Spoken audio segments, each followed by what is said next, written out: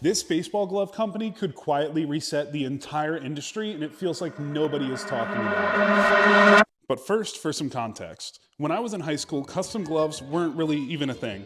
44 was just getting started, and there were a few Ricos floating around there, but people didn't actually have custom gloves the way they do now. So if you saw someone with a custom glove, odds were that they were a pro player at some point, they played at a college that allowed them to have a custom glove, or they shelled out a ton of money to get their name stitched on the thumb. And that just wasn't realistic for most people, but it didn't stay that way forever. See, 44 kept upping their quality and materials, and they started popping up all over the place, and then smaller glove companies followed suit, making high quality, pro quality, custom gloves at an affordable price for everybody.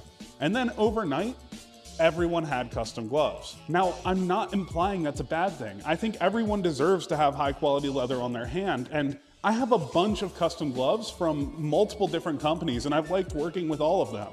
But when everybody has a custom glove, it gets harder and harder to be unique. So in the last year, you may have noticed that some smaller glove companies have taken to making limited releases of gloves with crazy designs that you couldn't remake without blatantly copying. And that's what we have here, because you would have to be crazy to remake the gloves that this company has been making. This is the Shadow One, and this company's now released about 10 different designs of their gloves, and each one gets crazier than the last. For example, some of their older models have actual metal spikes on the wrist. Lots of them have this crazy see-through web, and a couple of them even have actual bandoliers on the wrist. And all of these things combined make them the most controversial glove company on the planet. But anyway, back to the Shadow One.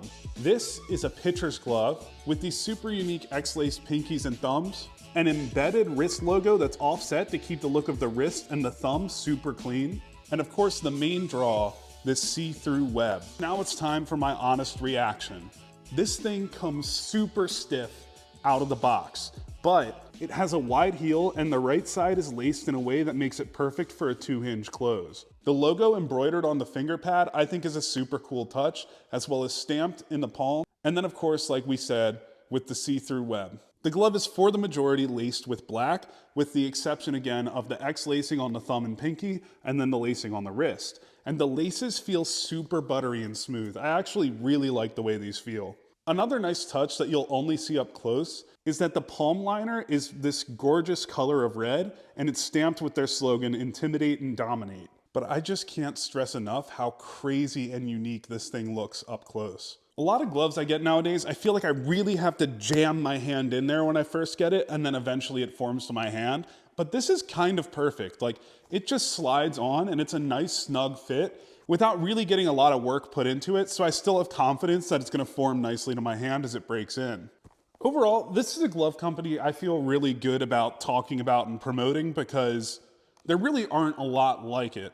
And I mean, I could stare at this glove for hours and then find new features I didn't realize were there the first couple of times around. So if you want to have something unique, if you want to have something not everybody's gonna have, I think the Shadow might be a good option. Which leads me to another point. You might be having concerns because of its unique features. Is it legal? And the answer is yes, there are no rules that it explicitly breaks by having these crazy features. At the end of the day, the umpire could be in a bad mood and throw a glove out for any reason, too much white. I've heard sometimes that blonde gloves are too light for specific umpires. We've seen in MLB games discrepancies on how much of the embroidery could be white. I've never seen any problems with this glove or heard of anyone having any issues with it. But at the end of the day, this glove exists to get a reaction out of people. And to me, it's an overwhelmingly positive one. I think we're done here. I'm going home.